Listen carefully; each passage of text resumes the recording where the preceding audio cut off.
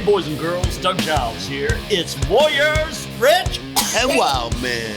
What's happening there? Smoking a little Safari cigar, talking to my buddy from Arizona. All right. So there was this big crawfish boil that Safari Club International put on. They put it on every year, except during the fake plague.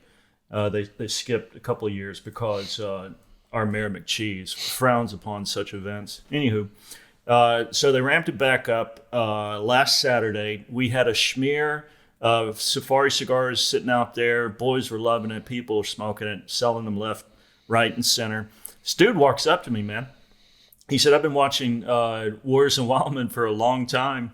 And he's like, man, it's finally great to meet you. I want to meet Rich. And it's just, we're at a party out of frickin' nowhere. Boom. Yeah. You got this brother that loves hunting. I think he's really big into fishing.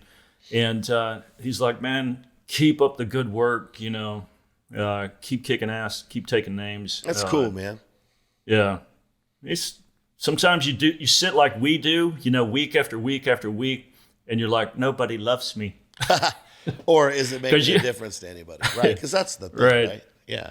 Yeah, because Christians kind of a little lean on that thing called encouragement, right, Rich? Yeah, little lean. Have you ever done something, you just put your whole nutsack in, heart, soul, mind, and strength, and like a thoughtful text or a sermon or or a book, and you get nary a peep back? I mean, it's just bizarre, man, because I've always been, Rich, an encourager. You are, and an encourager. You're good at it. If somebody, flicks my switch, opens my mind, opens my heart, does something that really connects me to God, and something that's great for the country, I send them a frickin' text, a thank you note, or something, for being in the arena and doing something that's worth noting. I don't get it, buddy. Yeah, it's not. A lot of times people think. And this might sound like we're trying to ask for people to send us things telling you that they appreciate us, but that's not what we're trying to do. We're trying to tell you that you should take the time to show appreciation to people in your life, and make sure you do that. Teach your kids to do it too. But the reality is, a lot of times they see guys and they think, oh, those guys don't need to be encouraged. Yeah. And it's not about needing to be encouraged. It's just encouraging when somebody says thanks. It's cool. I mean, a lot of times I'm a weird person, right? I'm kind of strange. I sometimes feel like I want people to be appreciative, and then when they are, I don't want to hear it. Right. So, they're split personality. So that could also be a part of the problem. But I think sometimes people think, well, who am I? Nobody cares if I'm thankful. But I think if you're grateful and you show appreciation to everybody in your life, from small to big, I think you'd be surprised on both ends of the spectrum, really good stuff that you get. We just did a leadership thing. It was like 7 things that were important leadership, blah, blah, blah, by Forbes. Maybe we'll do an episode on it. Super cool. Did it with my guys. And it was on business, but it applies to ministry and stuff too. But one of the things it said is to be a person who encourages and gives praise, And it was silent when I was teaching my team because, man, I don't know what it is within me. If I feel somebody wanting me to praise them, I can't get it out. Like, I don't want to give it to them. And the harder they try, the less I want to give it to them. But the same people, I will go and talk about them like crazy. I'll talk about how good they are, the awesome stuff they did, brag about the great job that they did on a project. And I love to talk about people, but when I feel people wanting it. And so when I was teaching, I actually was getting super convicted. And I said, man, I'm going to make more of an effort to give encouragement, to show, praise. I'm an appreciative person, but to give praise, right? So I'm working on that. I'll talk good about you, but I'll tell you for like 10 seconds. And if you like it, I probably don't want to tell you anymore. Then everybody screamed from the audience, Rich is full of crap. I know. Rich is weird. We already knew that. Hey, look at the Apostle Paul, man, in regards to encouraging. Here he gets converted, road to Damascus experience. His gifting prior to getting converted was killing Christians for God. And boom, he gets born again, and nobody wanted jack squat to do with him except for Barnabas. Right. And what I think is interesting is that the apostles renamed Barnabas. I think I preached this at your church, to son of encouragement. Yeah. Everybody's got a nickname, son of a bitch, son of a monkey, son of a, I don't know, 3 teeth and IQ of 50. redneck. I want to be somebody that can say, you know what, you get around that guy, he's going to light your fire. He's going to encourage you. He's going to make you want to run into hell with a water pistol, confident that you can extinguish his flames. A lot of people had nicknames in the scripture. Some of them weren't that good. Some of them live in infamy, not just a nickname, but like Jezebel and all the tawdry crap of manipulation, intimidation, and domination that comes with her. But Barnabas, yeah, I think that's a freaking great nickname, man. Son of encouragement. I love that. That's one that you'd be proud to have. That's one that you'd say, yeah, I got that one right. That's good. Hey, do you think Jesus was being cheeky when he nicknamed Peter the Rock? Nah. You don't think so? Nah. I think he was in the Bible, so many times when there was a name change, it was always prophetic, It was a change of nature and character. And I think that was a prophetic picture of where he was going, not what he was expressing at that time, And not in the short time that he's hanging out. But I think it was like, bro, you're going to get chewed up and spit out. And on the end, I'm going to come pick you back up, put you on your feet, and there's nobody going to move you after that. Except for the Judaizers when he fell back into circumcision and stuff. Yeah, I mean it's easy to get around a group of people and be influenced, Right. We should all cut off foreskins. Start with Titus. Well, he was like, well, I've already had that done since I was 8 days old, so I'm not that worried about it. So didn't bother him. Bro, what kind of room? Where do they check people? It's like you see a bunch of guys that kind of look Greek, doesn't look like they're from Tel Aviv or anything. Do you just have a side room that you just wave them into and then have them pull up their robe or drop their drawers? And they checked. How jacked up is that? They didn't just ask, bro. They checked. Because at that time, before Christ was crucified and raised from the dead, the church was born. At that time, it was based on the law, and the law was the physical picture, the shadow of what was going to happen spiritually in the New Testament. And that represented being unclean and not being separated, and they were not going to take somebody's word for it because it was the law. They were going to check. It was not a pretty job. The Israeli special forces, when they go into, non-Jewish enclaves and operate, in order to move into absolute stealth mode and blend in, with the unwashed Gentiles, they utilize clip-on foreskins, Rich. Is that true? It's crazy. No, it's not. Dude, well, I heard that the little tent on the side. Can you imagine seeing that? Dude, I heard the little tent that they had on the side where they checked to see if people were circumcised. There was a guy there, and it was his first time, and he ran in there and he goes, "Hey, I heard this is where all the dicks hang out." And his name was Rumple Foreskin. His nickname. Is this one definitely get off edit the air, that? man? We probably need to. No, man, that's fine.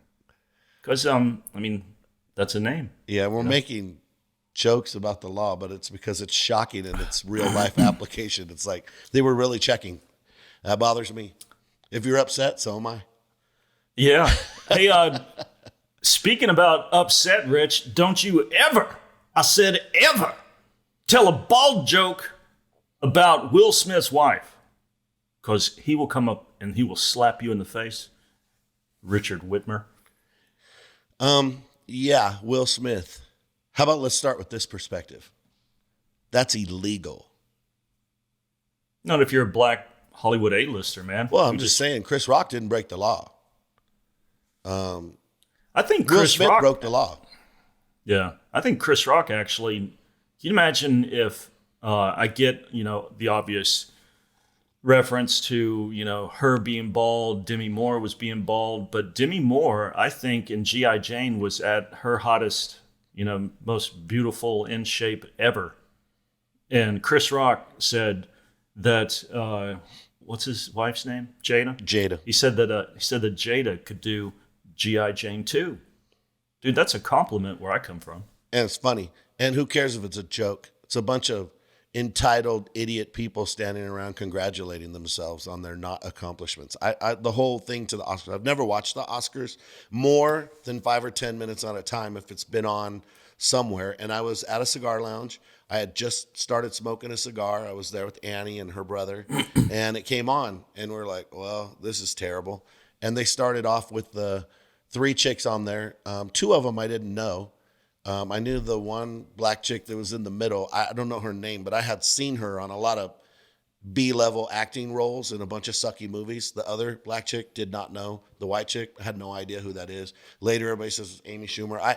I heard her name before. I've never seen her because I don't care. So none of those people are famous, you know. She's Amy's Chuck Schumer's niece, by the way. Is that true? Yeah. So That's I guarantee not true. that. Yeah, it is. Have Zeke Google it. And that's the only reason why that chick is famous, because she's not gross. funny at all. No. She's just not funny, man. And then, so they said this. So I had to start watching it, and they said, it was cheaper to get 3 of us than 1 man. And I thought, 3 people, a B-lister actor from Hollywood, and 2 people I've never seen or heard of before in my life. It was cheaper to get you guys than anybody. You're nobody. And you're literally like anti-host, right? So they first start off with the pay discrepancy thing and blah, blah, blah. And then I walked over to get something. I was doing something, and I heard her say, yeah, and toxic masculinity. I said, that's it. Close me out. We're out. And the lady taking my card, she said, oh, you guys just got here. I said, I'm not going to sit and listen to that crap anyway. She shut it off? No, it was on every TV. It's the Oscars. It's a lounge. It's, right?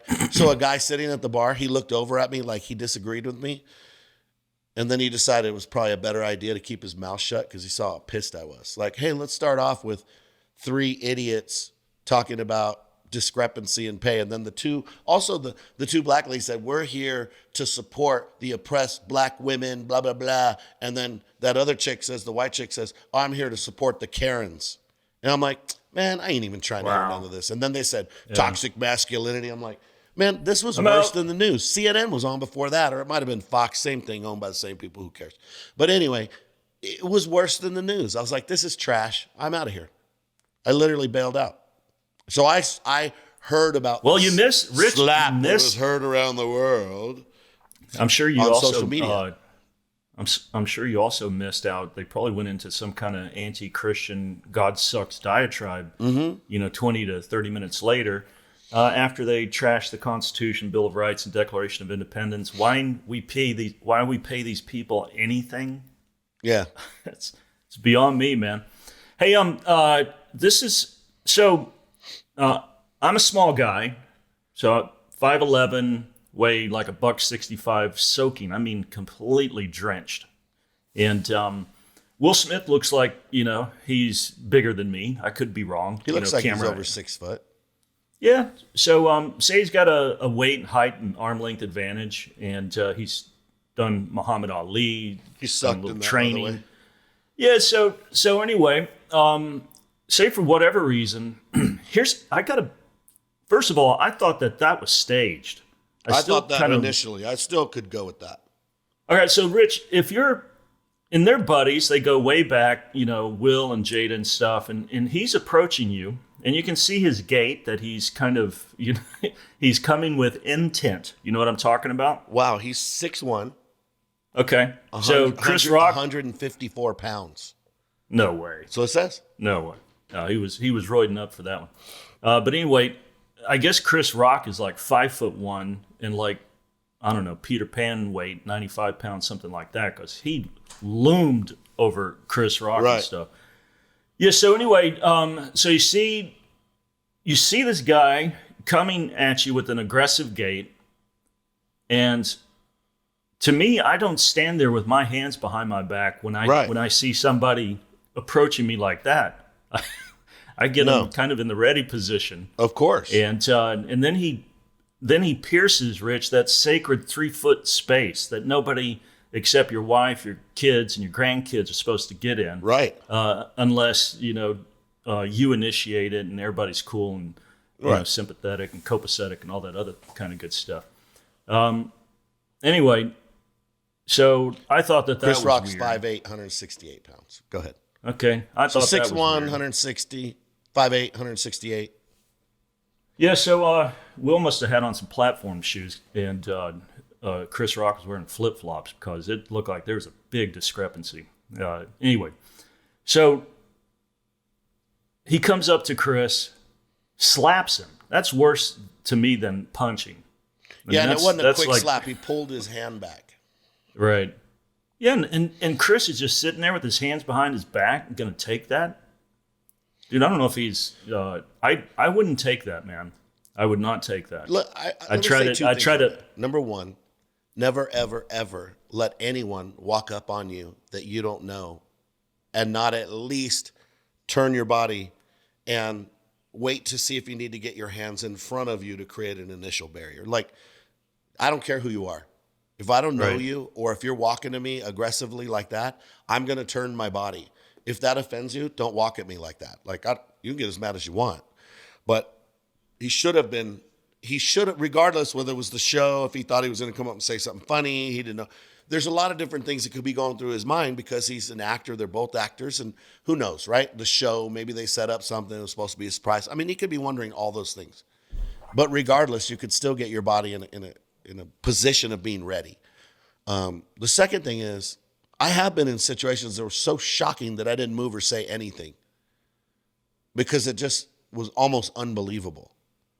And so the real aspect of it for me that could make it real, the argument on the real side, is that Chris Rock genuinely acted like a person that was stunned and didn't know what to do, and then tried to keep the composure to do what he was doing. So that show must go on. Yeah, in that aspect, I would say that looked very real. That part of how he behaved, I could see someone acting like that, right? Being staged, I've seen angles and pictures and different things where he barely slapped him and how he braced for it and different things. I could also go with that. So for me, the jury's still out on that one. I could argue both sides, and I could see some things on both sides. And at the end of the day, we could say, well, they're both actors. Yeah, one thing that I don't know if it's pride, Rich. You're not going to fish slap me, one man do it to another man without some retaliation. Right. Now, if it's a gospel thing, if it's persecution for the gospel, fine, I'll take one for the team. I'll turn the other cheek, Matthew 5 type stuff. If it's because you're way oversensitive and and for some reason in your worrying tin brain, all of a sudden, jokes now are a punchable offense. Exactly. Yeah, I'm going to retaliate. And here's what I would have done as a smaller man to Will Smith. Maybe because I used to do this stuff in clubs and stuff, because I used to, can you believe this? I used to run my mouth a lot, and I used to get beat up a lot by big guys. And so once they would beat me up and I'd act like I was down for the count, I would come back with, these big, solid, thick bottom glass beer mugs and break it over their skull with their back turned. Or I'd come up, hit them with a bat or something, because I needed a little extra oomph, Rich, because of my skinny arms, And I think I would have pushed Will off the stage when he was, hulking back to his insulted bride, and just boom, just right down the stairs. Because can you imagine having Levi, having Luke, having your stepson, having your daughters, having your grandkids, seeing you in front of, even though it was a very underviewed, Oscar Awards episode, seeing you get slapped and you just stand there and go, wow, I'm sorry, it was just a joke. It's not going to happen, man. I don't know if that's the Texans in me, but there's not going to be video of that.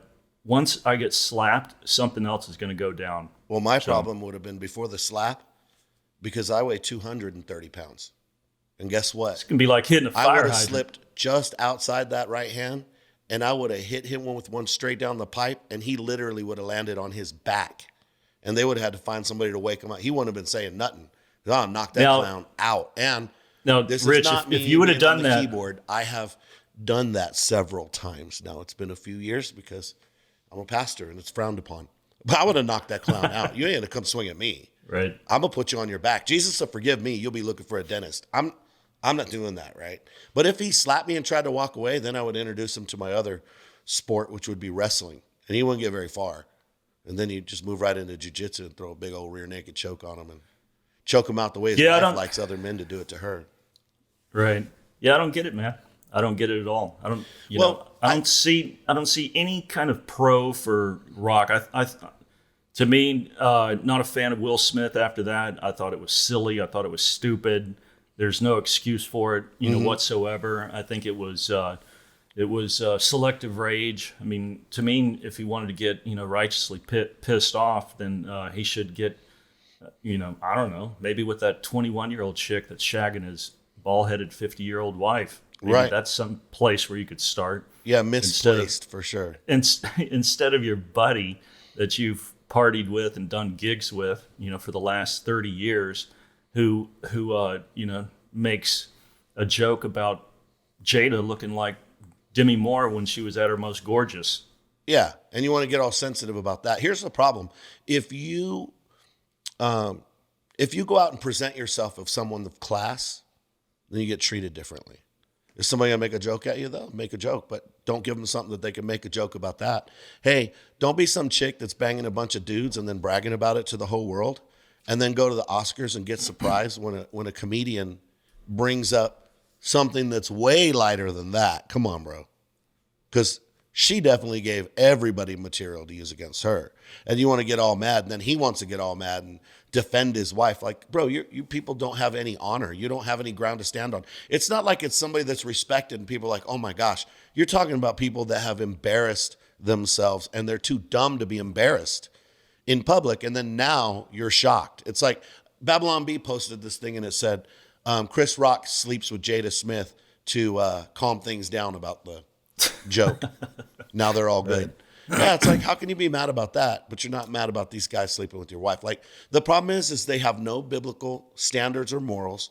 So their morals, there's no base. They're just however they are one day or another, and nobody can figure out what they were. So I don't know. Your wife gets slapped all the time. And I'll leave that by itself. But now a joke is too much. Nah, it's trash. Can you imagine all the comedians out there? It's like, oh, now here's another thing that I can't say. I can't go there, or if I do, then all of a sudden, am I going to get rushed? Somebody going to punch me? Somebody going to shoot me? What's next? Dude, he'd kind of. Did you see? What if Joe Rogan was up there? He ain't getting up there and slapping Joe Rogan. Joe Rogan would kick him in the liver so hard he won't even know his name. He won't know which name to keep out of his mouth. Hey, I got a great Will Smith story, completely true. So I think he was caterwauling with a couple other black actors because there weren't enough black Oscars or black directors or black executive producers. I think it was like 5-6 years ago during the Oscars, and just demanding this and demanding that. And then they did a follow-up interview. I can't remember. It's one of the morning shows and stuff. I don't watch that crap. But Fox News was reporting on it. It's like, Jada Pinkett Smith is outraged, as well as Will Smith is outraged that there's not, more black Oscar winners and black directors and producers and stuff. And so Jada's in her house, and they're doing this video feed while she's at home, and she's like, mack, mack, mack. She's saying some kind of injustice, reparation type stuff. And I look in the background, and she's got these massive elephant tusks that are framing their living room. I remember that. And then they've got this Gemsbuck horn chandelier hanging over their glorious dining table. And then there's zebra hides everywhere. And so this was right after Dr. Palmer shot Cecil the lion, and everybody and their frickin' dog is outraged about trophy hunting and animal skins and taxidermy. It's so barbaric and evil, and PETA's on the march. And I'm walking out to write my book at the cigar bar that I was living by in Lakeway, and I just see a glimpse of Jada being framed by elephant tusk. It's like, well, that's an interesting little montage. Mm-hmm. And so I go over to the cigar bar. It's like, I texted up my editor. It's like, look, I got a fresh piece. I don't know what's going to happen to it. So clickety, clickety, clickety. Elephant ivory's been banned since June 2nd, 2016. Where the hell did they get this ivory? Now, did they hunt it? Are they celebrating white colonialism by the importation of this elephant ivory? Is it cheap resin ripoffs? How do you get these kind of, these beautiful tusks that are huge? I mean, they look like 100-pounders at least a piece. And does Jada and Will, support, colonialism? Is this an homage back to the, the 19th and 20th century of the ivory trade and the great white hunter? What is it? Did they go to Africa and hunt this crap? Not that it's crap. Did they hunt these? Who are these people? Where did they get this stuff? Dude, fast forward, it melted the internet. Daily Mail picked it up.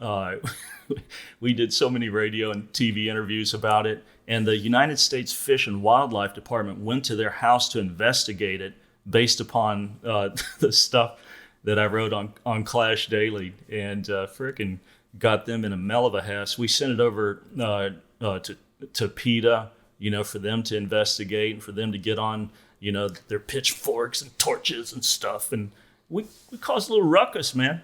What did they turn out to be? Were they real? No, they were supposedly resin casts. I saw that, and I thought that was a lie. They paid somebody to say that. Yeah, of course. And they got them from... You don't have that much money, and you have a fake resin elephant tusk.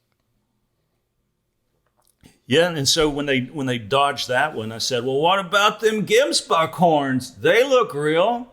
An animal had to die for you to have your damn chandelier, man. And those zebra hides, they don't look like, printed cow hides. They look real because they have the shadow line that the Burchill zebra has that I've seen many, many times hunting them afield in southern Africa. Just, again, here they are talking about...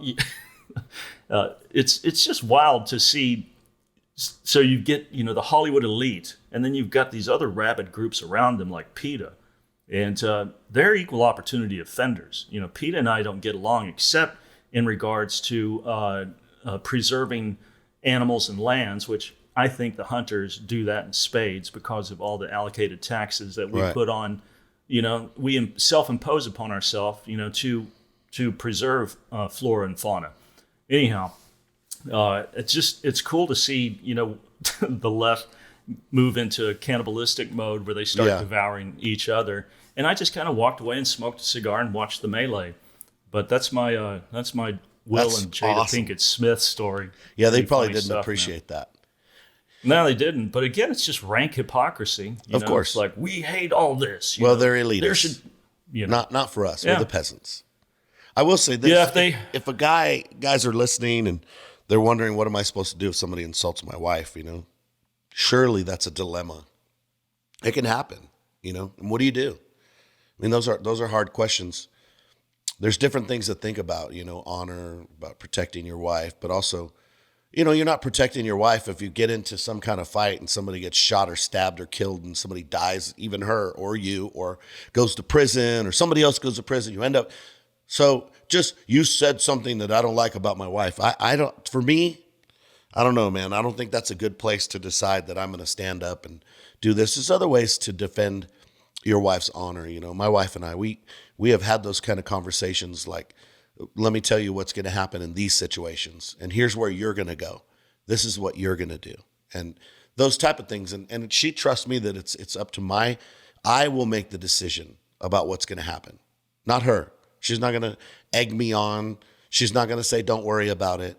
We have things in place. She's going to do whatever she needs to do so she can take care of herself and be safe. And then I'm going to handle whatever we need to do at whatever level. It might be nothing. It might be let's go, whatever. I'm cool with that too. So you got to think about that. I just saw a guy, Jocko, famous special forces MMA guy. And he said, yeah, if I am going to get in a fight with someone in a bar, he said, I'm going to use my most important weapon, my feet, to get out of there.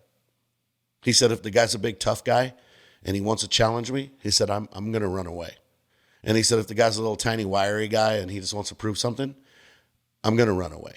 And if I could choke him out or if I could knock him out or maybe he could, I'm going to run away. What I'm going to do is I'm going to use my feet and I'm going to run away. He said, because it's not worth it.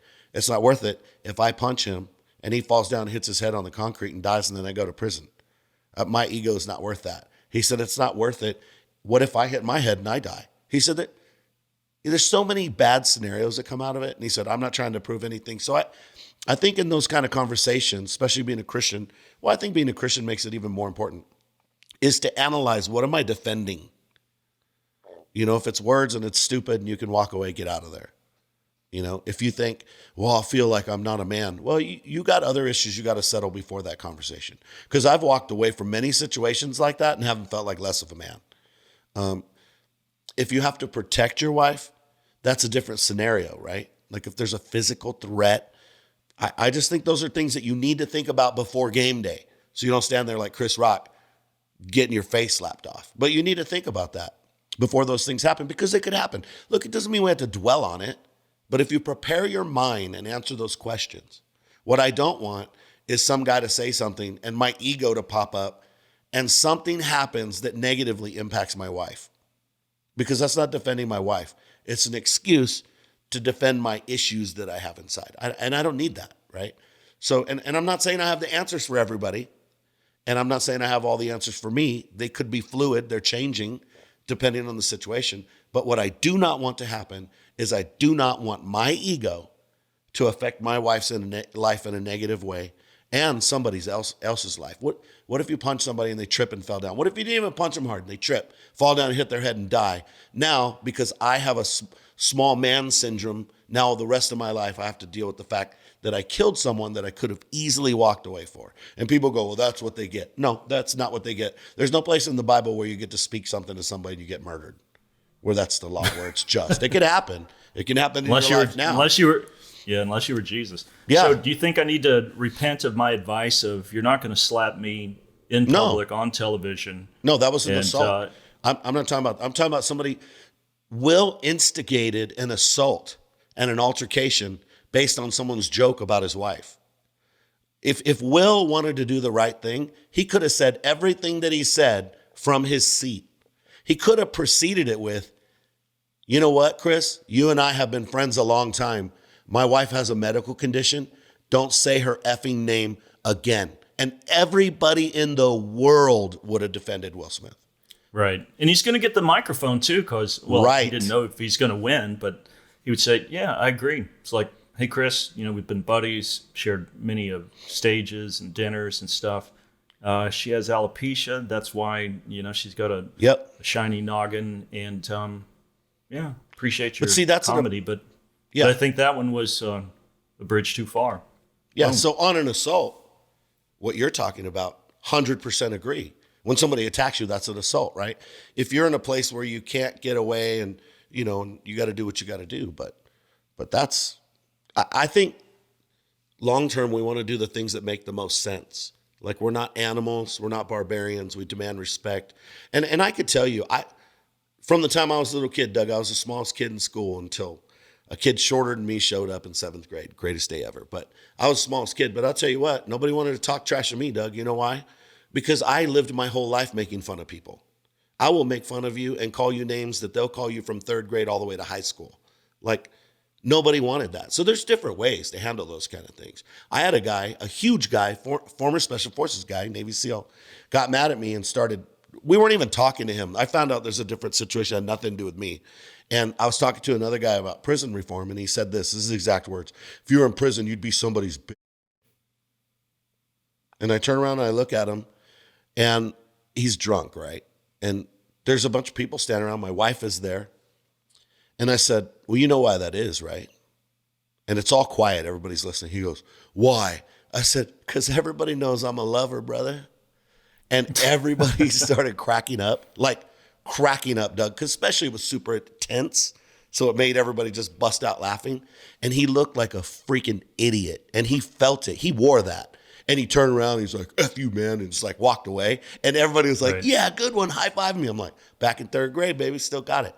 I don't got to fight with that guy. He's drunk. And I don't know, maybe he's a good fighter. Maybe he could hurt me. But what's the sense of getting into a physical altercation with that guy? Somebody could get hurt, and it could be me. It's lose-lose. I ain't trying to get hurt. I mean, that's what, the whole walk-away motif and stuff, that's what Hannah and Regis, who are world-class Brazilian Gracie Valente fighters, they're like, avoid it. The best thing to do is just avoid it until it gets, so egregious that you can't. Then you open up a 64-ounce can of whoop ass on them. Yep. But just, like Pedro has always said, if you see Occupy demonstrations, if you see BLM demonstrations, if you see everybody going nuts, take a rain check. Yeah, get out of there. Go to a park, walk your dog, 100%. hang out with your kids. Don't get in that melee. Yeah, don't end your life. Nothing good's going to come out of that kind of crap. No, don't make a decision right then based on your emotion, right? We're not animals. We live by a higher nature. And if there has to be some retribution, if there's something that's required, then let's do it another day, another way that's legal, that makes sense, that nobody dies or goes to prison. And, Yeah, that's why, a lot of, during the January 6th protests and stuff at the White House, what did me and you do? Because I got invited. I got invited, private plane, luxury suite at Trump Hotel in D.C., right? The mix of all of that stuff. And it was, free ride. It's going to be a beautiful, atmosphere of standing up for the Constitution, turned into a you-know-what. And you and I were sitting back in the hunting camp at the Wyo Ranch. And I think I looked at you and I said, man, I'm glad we didn't go to that thing. Yeah, I remember you saying that. And we were like, yeah, we're in the right place because this isn't terrible. We were having a great time. Yeah. It's like, oh, man, we went to jail and I've got, some guys that are, being indicted by the FBI. Right. And all they were doing is standing on the sidewalk outside of the Capitol building. Yep. And I was like, thank God, man, that me, you, and Cal were pursuing this wonderful thing called white-tailed deer, turkey, exotic animals, red stag, axis deer, black buck, and just breathing the rarefied air rich of the hunter-gatherer fog that exists so profusely down here in southern Texas. Yeah, the only negative thing I experienced is when my lever action jammed. And but other than that, all the other guns were functioning just fine. And I had to use use your rifle. Of course, you're borrowing one of my guns. I tried to get it from you, but you wouldn't let me. Remember that? I kept making jokes about I was going to keep it, and you didn't like that. Well, you're just going to have to contend with two of my daughters and a couple of grandsons and stuff. Well, my granddaughter, too. She's a hunting fool. But that's a low blow. Dad, hey, let's... I can't compete. Hey, we got no, you can't. No way you compete. But right after that list, I better be close right after that list. I have to be somewhere in that list, right at the end. Yeah, I've got a couple of surprises for you. I got a couple of surprises for you upon expiration that I'll will over to you. If you go before me. We're going to burn up before we burn out. Come on, somebody. Word. All right, buddy. So we've solved all the issues in relation to Will Smith and Chris Rock. What does now the Warriors of Wildmen enthusiast, the listener, our amigos, and our senorita girlfriends out there, not literally, but friends that are female girls. Companions, exactly. What do they need to do, big dog? They need to go to warriorsandwildmen.com, subscribe. It's free. Send you a couple emails a week, let you know what's happening. If you want to help support the ministry, go to the War Chest. It's tax deductible. We'll send you the information for that. And for those that are doing that and supporting us, we appreciate it. You guys are helping us get that message out there, send it farther, deeper, wider. Warriors of Wildmen, out.